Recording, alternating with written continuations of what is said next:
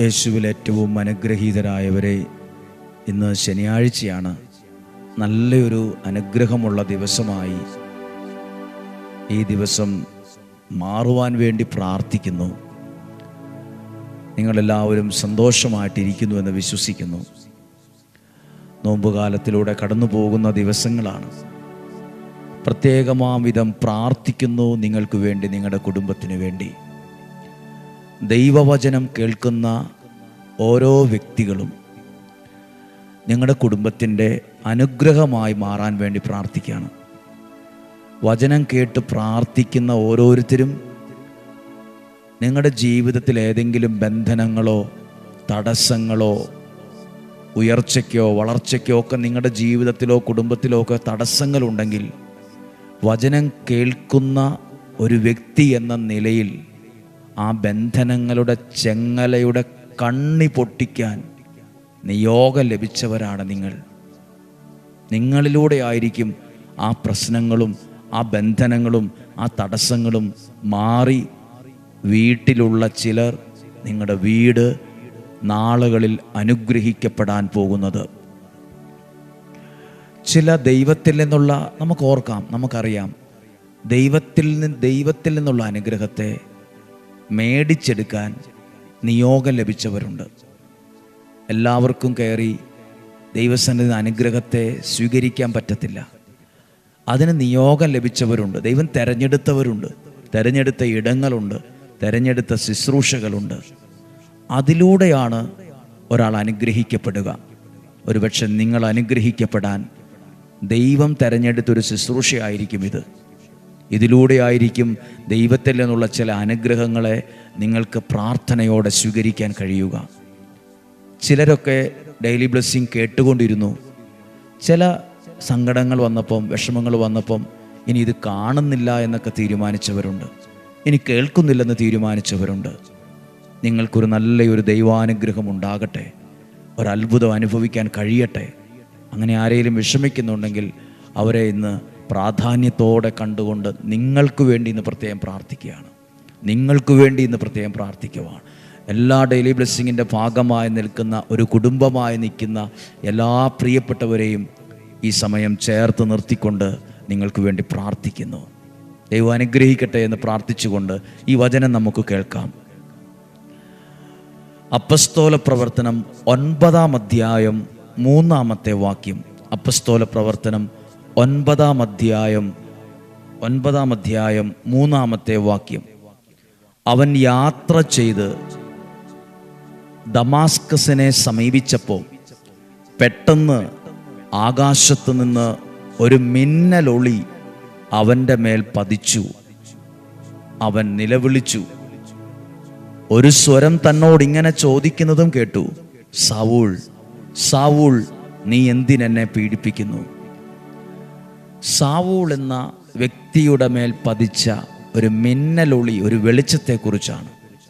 ജീവിതത്തിൽ വന്ന ആ വെളിച്ചമാണ് സൗളിനെ പൗലോസാക്കി മാറ്റിയത്. ദൈവവചനത്തിലൂടെ നിങ്ങൾക്ക് കിട്ടുന്നൊരു വെളിച്ചമുണ്ട്. ആ വെളിച്ചമാണ് നിങ്ങളുടെ ജീവിതത്തിന് നാളുകളിൽ അനുഗ്രഹമാകുന്ന വെളിച്ചമാണത്. നാളുകളിൽ നിങ്ങളുടെ ജീവിതത്തെ പ്രകാശിപ്പിക്കുന്ന വെളിച്ചമാണത്. നിങ്ങളുടെ ഇരുട്ടു നിറഞ്ഞ പ്രശ്നങ്ങൾ, പ്രതിസന്ധികൾ നിറഞ്ഞ ആ വീടിൻ്റെ ഇരുട്ടിനെ മാറ്റി വെളിച്ചമുള്ള ഒന്നാക്കി മാറ്റുന്ന വെളിച്ചമാണിത്. ദൈവവചനം നിങ്ങൾ കേട്ടിട്ടില്ലേ?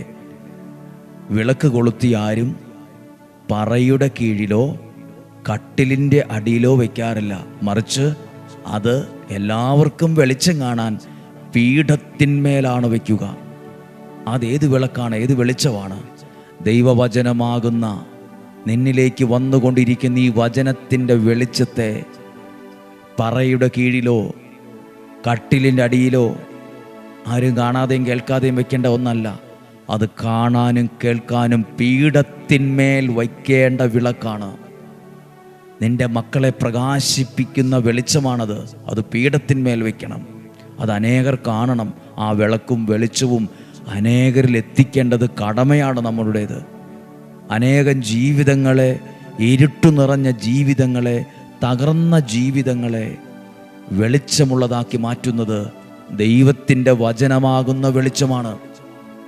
അത് പറയുടെ കീഴിൽ വയ്ക്കുന്നവരുണ്ട്. അതാരും കാണാതെ അത് ഞാൻ കേട്ടു, ഞാൻ തന്നെ അത് അവിടെ ഒന്നും ആരോടും പറഞ്ഞില്ല. അല്ല, അത് പീഠത്തിന്മേൽ വയ്ക്കണം. ചിലപ്പോൾ അത് സ്റ്റാറ്റസ് ഇടേണ്ടി വരും. ചിലപ്പോൾ ആ വചനം ഗ്രൂപ്പുകളിലും കുടുംബക്കാർ പ്രിയപ്പെട്ടവരോട് അയച്ചു കൊടുക്കേണ്ടി വരും. എല്ലാവരും ഇഷ്ടപ്പെട്ടു എന്നൊന്നും വരത്തില്ല. എല്ലാവരെയും ഇഷ്ടപ്പെടുത്തി ഒരു കാര്യവും ചെയ്യാനൊക്കത്തുമില്ലല്ലോ. എല്ലാവരും ഒന്നും ഇഷ്ടപ്പെടത്തില്ല. പക്ഷെ അത് ആരുടെയൊക്കെയോ ജീവിതങ്ങളെ വെളിച്ചമുള്ളതാക്കി അത്ഭുതമുള്ളതാക്കി മാറ്റും. പ്രിയപ്പെട്ടവരെ, ഈ വചനം വായിച്ചപ്പോൾ ദൈവത്തിൻ്റെ അത്ഭുതങ്ങൾ കാണാൻ ഈ വെളിച്ചം നിനക്ക് ആവശ്യമാണ്. ഈ വെളിച്ചമില്ലാതെ ജീവിതത്തിൽ മുന്നോട്ട് പോയാൽ തട്ടി വീഴാൻ സാധ്യതയുണ്ട്, മറിഞ്ഞു പോകാൻ സാധ്യതയുണ്ട്, എവിടെയെങ്കിലും ചെന്ന് ഇടിക്കാൻ സാധ്യതയുണ്ട്. വെളിച്ചം ആവശ്യമാണ്. ഇരുട്ടത്ത് ലൈറ്റില്ലാതെ വണ്ടി ഓടിച്ചു പോയാൽ പറയില്ല, ഏതെങ്കിലും കുഴി ചാടും, അല്ലെ എവിടെയെങ്കിലും പോയി ഇടിക്കും. ജീവിതത്തിൽ വെളിച്ചം ആവശ്യമാണ്. ഇത് നമ്മൾ സാധാരണ വെളിച്ചത്തെക്കുറിച്ചല്ല, ഇത് ദൈവത്തിൻ്റെ വചനമാകുന്ന വെളിച്ചം നിൻ്റെ മേൽ വരാനുള്ളൊരു കാര്യമാണ്. ഇതൊരു കാര്യം എനിക്ക് പറയാനുണ്ട്. സാവൂൾ പൗലോസായത് ഈ വെളിച്ചം ജീവിതത്തിൽ വന്നപ്പോഴാണ്. അല്ലാതെ ഒരാൾ ഉപദേശിച്ചപ്പോഴോ വേറൊരാൾ കയ്യേകാലെ പിടിച്ചപ്പോഴോ കരഞ്ഞു കാണിച്ചപ്പോഴോ ഒന്നുമല്ല. ജീവിതത്തിൽ ചിലരൊക്കെ ഉണ്ടല്ലോ, ഉപദേശം കൊണ്ടൊന്നും ഏക്കത്തില്ല, പറഞ്ഞാൽ അവർക്ക് മനസ്സിലാകില്ല. നന്മയായിട്ട് പറഞ്ഞാൽ അവർ തിന്മയായിട്ട് ചിലപ്പോൾ എടുത്തു കളയും.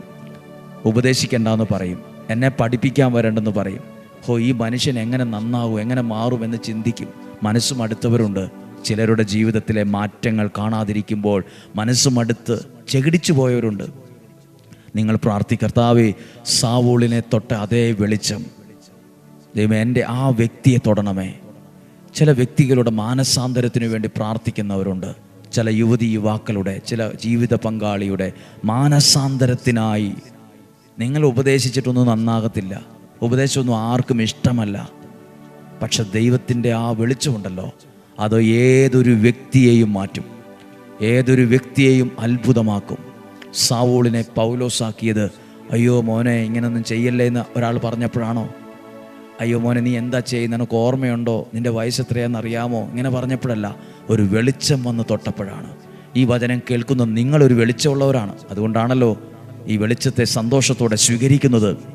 നിങ്ങൾ പ്രാർത്ഥിച്ച്, കർത്താവേ എൻ്റെ കുടുംബത്തിലെ ആ വ്യക്തിയെ, എൻ്റെ കുടുംബത്തിലെ ഇന്നയാളെ, എൻ്റെയും മകനെ, എൻ്റെയും മകളെ, ഇങ്ങനെ ചിന്തിക്കുന്ന എൻ്റെ മകളെ, ഇങ്ങനെ പ്രവർത്തിക്കുന്ന എൻ്റെ മകനെ, ഇങ്ങനെയൊക്കെ പെരുമാറുന്ന എൻ്റെ ജീവിത പങ്കാളിയെ, ഇപ്പോഴത്തെ ഞങ്ങളുടെ അവസ്ഥയെ, സാഹചര്യത്തെ അങ്ങയുടെ വചനമാകുന്ന വെളിച്ചം കൊണ്ടൊന്ന് തൊടണമേ. ആ വെളിച്ചം ഞങ്ങൾക്ക് അനുഭവിക്കാൻ കഴിയണമേ. ആ വെളിച്ചം നിൻ്റെ ഭാവിയെ പ്രകാശിപ്പിക്കും. ആ വെളിച്ചം നിൻ്റെ ജീവിതത്തെ പ്രകാശിപ്പിക്കും. ആ വെളിച്ചം വേണം നിനക്ക് മുന്നോട്ട് ജീവിക്കാൻ. അതോടൊപ്പം ഒരു കാര്യമുണ്ട്, ഒരു വിളക്ക് കെട്ടുപോകാതിരിക്കാൻ പൊതിഞ്ഞു പിടിക്കുന്ന ഒരു രീതിയുണ്ട്. ഒരു വിളക്ക് കെട്ടുപോകാതിരിക്കാനേ, ചുമ്മാ പോയാൽ ചിലപ്പോൾ കാറ്റത്ത് അത് കെട്ടുപോകും. അത് കെട്ടുപോകാതിരിക്കാൻ വിളക്കിനെ മറ പിടിച്ച് പൊതിഞ്ഞു കൊണ്ടുപോകുന്നവരുണ്ട്. ജീവിതത്തിൽ നിങ്ങൾ കേൾക്കുന്ന ബോധ്യങ്ങളും വചനങ്ങളും പെട്ടെന്ന് കെട്ടുപോകാൻ, പെട്ടെന്ന് മറന്നുപോകാൻ, മാഞ്ഞു പോകാൻ സാധ്യതയുള്ളതാണ്. അതിനെ മറച്ചു പിടിക്കണം, അതിനെ സൂക്ഷിക്കണം. അത് നിങ്ങളുടെ ജീവിത വഴികളിൽ എവിടെയും പരിക്കു പറ്റാതെ മുന്നോട്ട് പോകാൻ, വിജയിച്ച് മുന്നോട്ട് പോകാൻ, അനുഗ്രഹത്തിൽ മുന്നോട്ട് പോകാൻ ഈ വെളിച്ചം നിന്നെ സഹായിക്കും. പാട്ടുപോലെയുണ്ട്, വെളിച്ചങ്ങൾ വീശുന്നു, അന്ധകാരം മാറുന്നു. ദൈവത്തിൻ്റെ ആത്മാവ് എൻ്റെ ഉള്ളിലാകുമ്പോൾ, ദൈവത്തിൻ്റെ വചനം എൻ്റെ ഉള്ളിലാകുമ്പോൾ വെളിച്ചങ്ങൾ വീശുന്നു, അന്ധകാരം മാറുന്നു എന്ന് പ്രാർത്ഥിക്കാം. ഈ വചനത്തിലൂടെ, ഈ വചന വെളിച്ചം ചില അത്ഭുത സാക്ഷ്യങ്ങൾക്ക് തിരികൊളുത്തട്ടെ, ചില അത്ഭുത വിടുതലുകൾക്ക് തുടക്കം കുറിക്കട്ടെ, ചില അത്ഭുത സാക്ഷ്യങ്ങൾ നിങ്ങളിൽ ഉണ്ടാകട്ടെ. പ്രാർത്ഥിക്കുവാണ് പ്രിയപ്പെട്ടവരെ. ഈശോയുടെ ആശീർവാദം സ്വീകരിക്കുവാണ് ഈ വചനത്തിലൂടെ. നമ്മുടെ കർത്താവ് ഈശോ മിശിഹായുടെ കൃപയും പിതാവായ ദൈവത്തിൻ്റെ സ്നേഹവും പരിശുദ്ധാത്മാവിൻ്റെ സഹവാസവും നിങ്ങളോടുകൂടെ ഉണ്ടായിരിക്കട്ടെ. നിങ്ങളുടെ ഭവനത്തിനകത്ത് ഈ വെളിച്ചം വെളിപ്പെടട്ടെ. ആ വ്യക്തിയിൽ ഇത് വെളിപ്പെടട്ടെ. ആ സാമ്പത്തികമായി ഇരുട്ടു നിറഞ്ഞ, ആ മുന്നോട്ട് പോകാൻ പറ്റാത്ത അവസ്ഥയിൽ നിൽക്കുന്ന ആ മേഖലയിൽ, ആ കടബാധിത, ആ ജപ്തിയുടെ അവസ്ഥയിൽ ഈ വെളിച്ചം വീശട്ടെ. നിങ്ങളെ ചതിച്ചവരുണ്ട്, പണം ചതിച്ചവർ, ജീവിതം ചതിച്ചവർ. കർത്താവേ, ഈ വെളിച്ചം അവർക്ക് ധൈര്യമാകട്ടെ. ഈ വെളിച്ചത്തിലൂടെ നിങ്ങൾക്ക് വിജയിക്കാൻ കഴിയട്ടെ. ഈ വെളിച്ചം നിങ്ങളുടെ ജീവിതത്തിന് അനുഗ്രഹമാകട്ടെ. ചില കാര്യങ്ങളിൽ നിങ്ങൾ അത്ഭുതങ്ങൾ കാണാനിടവരട്ടെ. യേശുവിൻ്റെ നാമത്തിൻ്റെ ശക്തി നിറയട്ടെ. വചനം ഡെയിലി ബ്ലെസ്സിങ്ങിലൂടെ കേൾക്കുന്നവരെ അനുഗ്രഹിച്ചു പ്രാർത്ഥിക്കുന്നു. കർത്താവെ, ഈ ആലയത്തിൽ വന്നവർക്ക് വേണ്ടി പ്രാർത്ഥിക്കുന്നു. കൽക്കുരിശിൽ എണ്ണയൊഴിച്ച് നിയോഗം വെച്ച് പ്രാർത്ഥിച്ചവരെ ഓർക്കുന്നു. നിയോഗ പ്രാർത്ഥന ചെല്ലുന്നവരെ ഓർക്കുന്നു. നിയോഗ കൊന്ത ചെല്ലുന്നവരെ ഓർത്ത് പ്രാർത്ഥിക്കുന്നു. കർത്താവ്, നിയോഗ പ്രാർത്ഥന കൗണ്ടറിൽ അവരുടെ പേരുകൾ സമർപ്പിച്ച് നിയോഗം ഈ ആലയത്തിൽ നിയോഗം വെച്ചവർക്ക് വേണ്ടി പ്രാർത്ഥിക്കുന്നു. ഇന്നും ജീവിക്കുന്ന യേശുവിൻ്റെ നാമത്തിൽ ദീർഘായുസ്സും ആരോഗ്യവും എല്ലാം ലഭിക്കട്ടെ. സന്തോഷവും സമാധാനവും ഉണ്ടാകട്ടെ. ഐശ്വര്യം നിനക്കുണ്ടാകട്ടെ. ഉയർച്ചയുണ്ടാകട്ടെ. നല്ല ജോലി ലഭിക്കട്ടെ. നല്ല ജീവിതം നിനക്ക് ലഭിക്കട്ടെ. ചില അത്ഭുത മാനസാന്തരങ്ങൾ ഉണ്ടാകട്ടെ. യേശുവിൻ്റെ നാമത്തിൽ അനുഗ്രഹിച്ച് പ്രാർത്ഥിക്കുന്നു. ഇപ്പോഴും എപ്പോഴും എന്നേക്കും ആമേൻ. ഈ വചനമൊക്കെ ഒത്തിരി പേർക്ക് അനുഗ്രഹമാണ്. ഒരുപാട് പേർക്ക് അത് വിടുതലിനും സൗഖ്യത്തിനും കാരണമാവും. സാധ്യമായ എല്ലാവർക്കും സന്തോഷത്തോടെ പ്രാർത്ഥനയോടെ അയച്ചു കൊടുക്കുക. നിങ്ങൾക്ക് വേണ്ടിയും ഞങ്ങൾ പ്രാർത്ഥിക്കുന്നു. നാളെയും 5:30 നമുക്ക് ഒരുമിച്ച് കാണാം. ഒരുമിച്ച് കാണുന്നതുവരെ വലിയവനായ ദൈവം എന്നെയും നിങ്ങളെയും ഉള്ളം കയ്യിൽ എന്ന പോലെ സംരക്ഷിക്കും. ആമേൻ.